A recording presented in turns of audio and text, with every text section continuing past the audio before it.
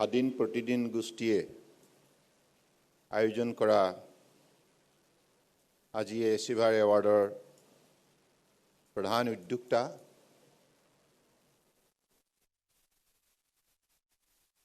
আৰু এই গোষ্ঠীৰ মাননীয় অধ্যক্ষ শ্ৰদ্ধেয় জয়ন্ত বৰুৱা ডাঙৰীয়া,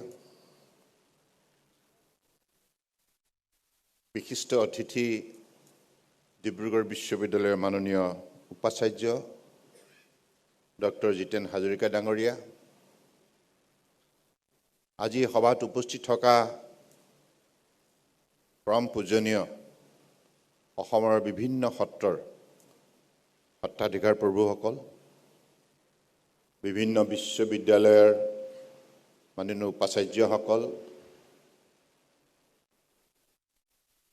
বিভিন্ন মহাবিদ্যালয়ৰ মাননীয় অধ্যক্ষসকল আৰু আজি সভাত এচিভাৰ এৱাৰ্ডৰ যোগেদি বিভিন্নগৰাকীক বিভিন্ন কৰ্মপথাৰত তেখেতসকলে আগবঢ়োৱা উল্লেখযোগ্য অৱদানৰ বাবে সন্মান জনোৱা বিশিষ্ট আমন্ত্ৰিত অতিথিসকল, উপস্থিত আমাৰ অসম চৰকাৰৰ মাননীয় মন্ত্ৰী বিমল বৰা ডাঙৰীয়া, প্ৰাক্তন মন্ত্ৰী সঞ্জয় কিষাণ ডাঙৰীয়াৰ লগতে সভাত উপস্থিত থকা বিভিন্ন ৰাজনৈতিক দলৰ মাননীয় বিশিষ্ট বিষয়ববীয়াসকল আৰু অসম চৰকাৰৰ মাননীয় বিষয়া কৰ্মচাৰীসকল,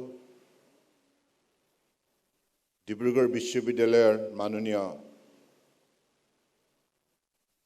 বিশিষ্ট অধ্যাপক অধ্যাপিকাসকল, শিক্ষক শিক্ষয়িত্ৰীসকল, গৱেষকসকল আৰু উপস্থিত ছাত্ৰ ছাত্ৰীসকল, জয় জয়তী আজি সুভাষখনত সমবেত হোৱা আপোনালোক সকলোৰে প্ৰতি মই মোৰ গভীৰ শ্ৰদ্ধা জ্ঞাপন কৰিছোঁ।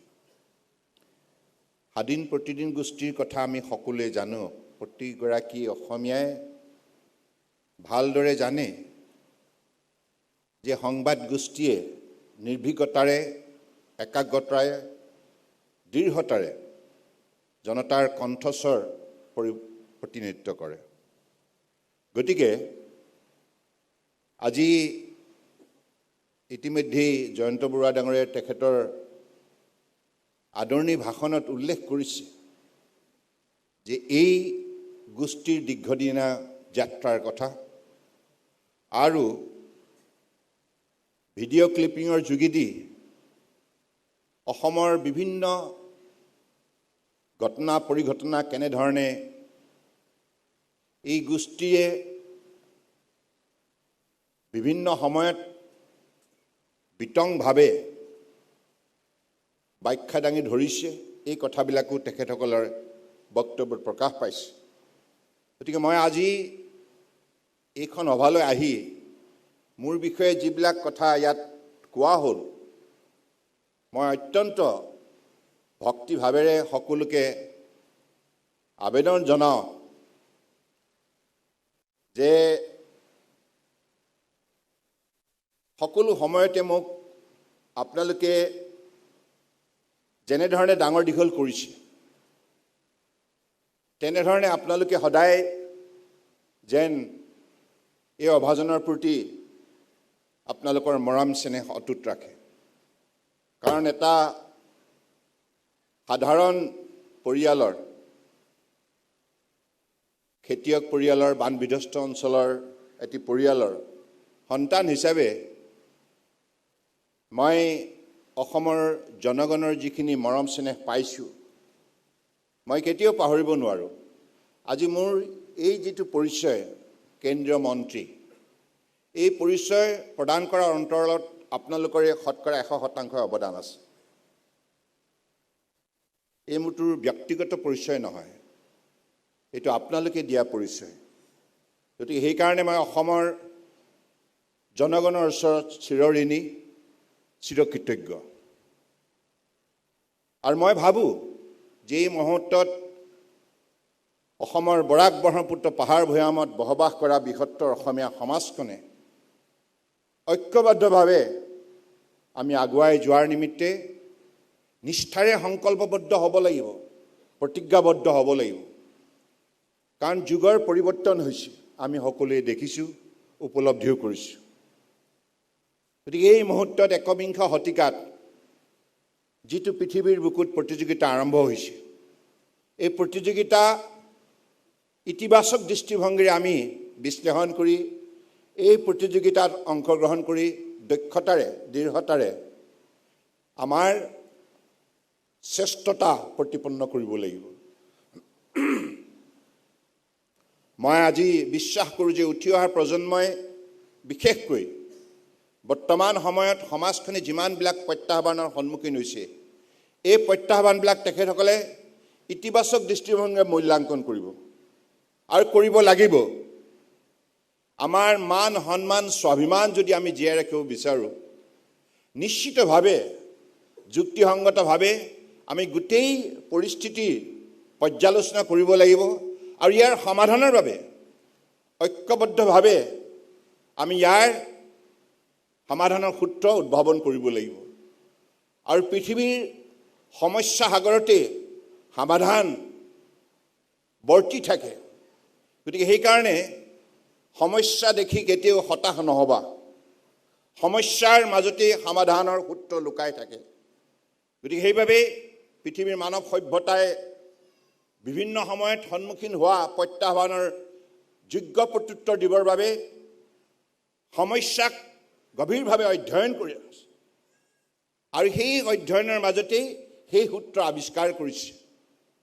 গতিকে মই ভাবোঁ যে অসমীয়া সমাজখনৰ সেইখিনি দক্ষতা, যোগ্যতা, দৃঢ়তা, একাগ্ৰতা আছে আৰু সেইখিনি মহাশক্তিক লৈ আগন্তুক দিনত এইখন সমাজক ভাৰতবৰ্ষৰ এখন শ্ৰেষ্ঠ সমাজ হিচাপে গঢ়ি তুলিব লাগিব। আৰু বিশ্বজয় কৰাৰ বাবে আমি উঠি অহা প্ৰজন্মই, আজি মোৰ ভাল লাগিছে, আজি অসমীয়া সন্তান বিদেশতো জিলিকি উঠিছে। আমি কেতিয়াও এইটো ভবা উচিত নহয় যে আমি ভাৰতবৰ্ষৰ এটা চুকত আমি বসবাস কৰোঁ। এতিয়া পৃথিৱীখন সেই অৱস্থাত নাই। পৃথিৱীৰ মাননীয় প্ৰধানমন্ত্ৰী ডাঙৰীয়াই এটি কথা খুব স্পষ্টভাৱে ভাৰতবৰ্ষৰ জনগণক কৈছে যে সীমা, আন্তঃৰাষ্ট্ৰীয় সীমাৰ দাঁতিত থকা গাঁওবিলাকক লাষ্ট গাঁও বুলি, শেষৰ গাঁওখন বুলি নক'বা, সেইখন প্ৰথম গাঁও বুলি অভিহিত কৰিবা। প্ৰথম গাঁও হিচাপে সেইখন গাঁৱক যদি স্থান দিয়া যায়, তেতিয়াহ'লে গোটেই ৰাষ্ট্ৰখনক আপুনি সঠিকভাৱে সজাই তুলিব পাৰিব। গতিকে সেইবাবে মই ভাবোঁ যে অসমৰ বুকুত জন্ম লাভ কৰা প্ৰতিগৰাকী সন্তানে সৌভাগ্যৱান আৰু এইখন সমাজতেই বহু মহান মনীষীসকলে জন্ম লাভ কৰিছে। প্ৰবাদ পুৰুষসকলে বহুখিনি আমাৰ বাবে অৱদান দি গৈছে। মই তেখেতসকলৰ গোটেইখিনি নাম ল'ব বিচৰা নাই, আপোনালোকে সকলোৱে জানে। আমাৰ মহান মনীষীসকলে তেখেতসকলৰ জীৱনজোৰা সাধনাৰ অন্তত যি অমৰ সৃষ্টি কৰি গৈছে, সি আধ্যাত্মিক জগতত হওক, সামাজিক জগতত হওক, সাংস্কৃতিক জগতত হওক, এই সকলো ক্ষেত্ৰতেই যিখিনি মূল্যবোধৰ জ্ঞান প্ৰদান কৰি গৈছে, সেইখিনি হৈছে আমাৰ বাবে আটাইতকৈ ডাঙৰ অস্ত্ৰ, যুক্তি অস্ত্ৰ, শক্তিৰ অস্ত্ৰ, আত্মবিশ্বাসৰ অস্ত্ৰ। আৰু সেই অস্ত্ৰক লগত লৈ আমি বিশ্বজয় কৰাৰ বাবে ঢাপলি মেলিব লাগিব। গতিকে মই বিশ্বাস কৰোঁ স্বাধীন প্ৰতিদিন গোষ্ঠীয়ে আজি যিখিনি কাম কৰি আছে, নিৰ্ভীকতাৰে কৰি আছে। মই জয়ন্ত বৰুৱা ডাঙৰীয়াক এটি কথাত বিশেষভাৱে সদায় আন্তৰিকতাৰে শলাগ লওঁ। তেখেতে বেৰেলৰ যিটো সংস্কৰণ, যিটো তেখেতে উদ্যোগ ল'লে, এই উদ্যোগৰ যোগেদি তেখেতে এটা ডাঙৰ মানৱীয় চেতনা সমাজখনত জগাই তুলিলে। আমি প্ৰতিগৰাকী মানুহৰ প্ৰতি আমি সদায় দায়িত্বশীল হ'ব লাগে আৰু প্ৰতিগৰাকী মানুহৰ বাবে কাম কৰাৰ এটা মানসিকতা থাকিব লাগে। মানুহে মানুহৰ বাবে সেই দৃষ্টিভংগীৰে আজি কাম কৰাৰ বাবে জয়ন্ত বৰুৱা ডাঙৰীয়াক অসমৰ সমাজ জীৱনত বিশেষভাৱে ৰাইজে স্বীকৃতি প্ৰদান কৰিছে আৰু মই ভাবোঁ যে তেখেতে যিটো উদাহৰণ দাঙি ধৰিলে এই উদাহৰণৰ যোগেদি ভৱিষ্যতৰ বহু লোকে এনেধৰণৰ বিশেষভাৱে সক্ষম লোকৰ বাবে কাম কৰাৰ বাবে অনুপ্ৰেৰণা বুটলিবলৈ সক্ষম হৈছে। গতিকে আজি শুভক্ষণত মোক আপোনালোকে মুখ্য অতিথি হিচাপে ইয়াত যিখিনি সন্মান যাচিলে তাৰ বাবে স্বাধীন প্ৰতিদিন গোষ্ঠীৰ ওচৰত মই বিশেষভাৱে কৃতজ্ঞ। আৰু এটা কথা স্পষ্ট, মই আকৌ কওঁ যে মই সদায় প্ৰশংসা ভয় কৰোঁ, সমালোচনা ভাল পাওঁ। আৰু মই সদায় কওঁ, মই বুলি ক'লে অহংকাৰ কৰা হ'ব, কিন্তু এই কথাটো এইবাবে মই কৈছোঁ যে মনে প্ৰাণে যিটো কথা মই বিচাৰোঁ যে যিমান মোৰ বিৰুদ্ধে কঠোৰ সমালোচনা কৰিব, মই সিমানেই সক্ৰিয় হ'ম, সতৰ্ক হ'ম, সজাগ হ'ম, সতেজ হ'ম। গতিকে সেইবাবে নিৰ্ভীকতা সাংবাদিকতাৰ মহাস্ত্ৰ বুলি মই গণ্য কৰোঁ। আৰু এই মহাশক্তি প্ৰয়োগ কৰিলে সমাজ সঠিকভাৱে সঠিক দিশত আগুৱাই যাবলৈ প্ৰত্যেকগৰাকী নাগৰিকে তেখেতসকলৰ সামাজিক দায়িত্বৰ কৰ্তব্যখিনিক সঠিকভাৱে মূল্যাংকন কৰিব পাৰিব। গতিকে আজি শুভক্ষণত মই তেখেতসকলে মোক বিভিন্নগৰাকী সফল ব্যক্তিক, উল্লেখযোগ্য অৱদান আগবঢ়োৱা ব্যক্তিক সন্মান যচাৰ বাবে যিটো দায়িত্ব অৰ্পণ কৰিলে তাৰ বাবে মই আপোনাক বিশেষভাৱে ধন্যবাদ জনাইছোঁ। আৰু ইয়াত আমাৰ সকলোৱে নমস্য নৰেন্দ্ৰ শইকীয়া ছাৰ আছে, বহু বিশিষ্ট ব্যক্তিসকল আছে। সকলোৰে মই নাম নোলোৱাৰ কাৰণে আপোনালোকে যেন মোক বেয়া নাপায়, মই সকলোকে ভক্তিভৰা শ্ৰদ্ধা জ্ঞাপন কৰিছোঁ। আৰু আপোনালোক এইখন সমাজেই অসমৰ আগুৱাই নিব লাগিব আৰু এইখন সমাজে বাটকটীয়াৰ ভূমিকা পালন কৰিব লাগিব। গতিকে মই ভাবোঁ যে আজি উত্তৰ পূৰ্বাঞ্চলৰ পূৰ্বৰ অৱস্থা আৰু আজিৰ অৱস্থাৰ মাজত পাৰ্থক্য আপোনালোকে বিশ্লেষণ কৰিব লাগিব। ইয়াত নিৰপেক্ষভাৱে মই কোনো পক্ষপাতিতা আশ্ৰয় ল'বলৈ আহ্বান জনোৱা নাই। মই সকলোকে কওঁ যে যোৱা 10 বছৰত যিবিলাক উন্নয়ন হৈছে, এই উন্নয়নৰ বিষয়ে আপোনালোকে বিশেষভাৱে পৰ্যালোচনা কৰা উচিত। ইয়াৰ পূৰ্বতে উত্তৰ পূৰ্বাঞ্চল কি অৱস্থাত আছিল আৰু বৰ্তমান উত্তৰ পূৰ্বাঞ্চলে ভাৰতবৰ্ষৰ বুকুতেই নহয় বিশ্বৰ বুকুত কেনেধৰণে চৰ্চিত হৈছে, এই কথাবিলাক এইবাবেই দৰকাৰ। কাৰণ সফলতাৰ যিমান জয়গুণ গাব সিমানেই সফলতা জিলিকি উঠিব। গুণানুকীৰ্তন অত্যন্ত গণতন্ত্ৰৰ বাবেও, এখন সুস্থ সমাজৰ বাবেও অত্যন্ত দৰকাৰী। আজি আপোনালোকে এই অনুষ্ঠানটো যে আয়োজন কৰিছে এচিভাৰ এৱাৰ্ড, গুণানুকীৰ্তন অৰ্থাৎ যিকেইগৰাকী বিশিষ্ট ব্যক্তিয়ে কঠোৰ পৰিশ্ৰমৰ সাধনাৰ অন্তত সফলতা বুটলিবলৈ সক্ষম হৈছে, আজি স্বাধীন প্ৰতিদিন গোষ্ঠীয়ে তেখেতসকলক আনুষ্ঠানিকভাৱে সন্মান যাচিছে। ই হৈছে গুণানুকীৰ্তন, ই সঘনাই হৈ থাকিব লাগে। কাৰণ আমি সকলোৱে জানো, সোণ যদি আমি নুপুৰোঁ তেতিয়া সোণ কেতিয়াও জিলিকি নুঠে। If you want to shine, Abdul Kalam চাহাবে কৈছে, you will have to burn like a sun. গতিকে সেইবাবে আজি এই এচিভাৰ এৱাৰ্ডটোৱে সমাজখনত বহু উৎসাহ উদ্দীপনা যোগান ধৰিব, সমাজখনক বহু ক্ষেত্ৰত আগুৱাই যোৱাৰ মনোবল দিব। গতিকে সেইবাবে গুণানুকীৰ্তন অত্যন্ত দৰকাৰী। যোৱা 10 বছৰত উত্তৰ পূৰ্বাঞ্চলৰ সফলতাৰ কথাখিনি, ৰাস্তা পদূলি, দলং, অনুষ্ঠান প্ৰতিষ্ঠান, ইয়াৰ পৰিৱেশ পৰিস্থিতি কেনেধৰণে পৰিৱৰ্তন হৈছে, কেনেধৰণে উত্তৰ পূৰ্বাঞ্চলে মন মেলিছে ভাৰতবৰ্ষৰ বুকুত শ্ৰেষ্ঠতা প্ৰদৰ্শন কৰাৰ বাবে, বিশ্বৰ বুকুত শ্ৰেষ্ঠতা প্ৰদৰ্শন কৰাৰ বাবে, এই কথাবিলাক আমাৰ মাজত সঘনাই আলোচনা হোৱাৰ এইকাৰণে দৰকাৰ। তেতিয়া ভাল কাম কৰাৰ প্ৰতি মানুহৰ আগ্ৰহ বৃদ্ধি হ'ব, স্পৃহা বৃদ্ধি হ'ব। আৰু সেইটো থাকিলে সমাজখন সদায় সতেজ, সজীৱ, সক্ৰিয়, সচেতন হৈ থাকিব।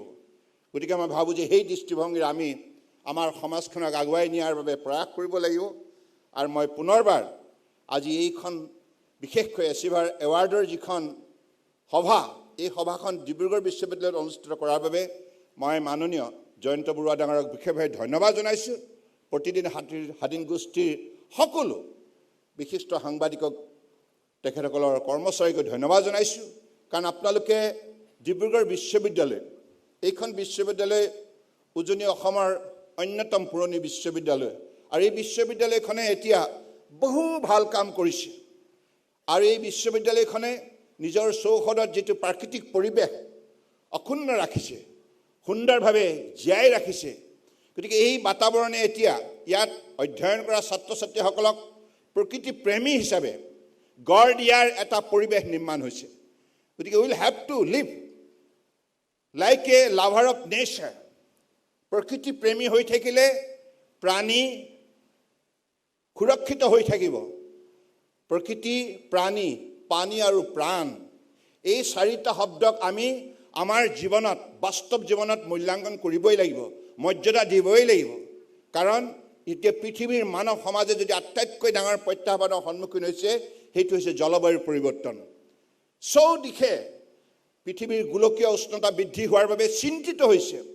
বিশ্ব মঞ্চবিলাকত এতিয়া বিভিন্ন কাৰ্যসূচীৰ ভিতৰত অগ্ৰাধিকাৰ ভিত্তিত আলোচনা হোৱা বিষয়বস্তুটো হৈছে জলবায়ু পৰিৱৰ্তন।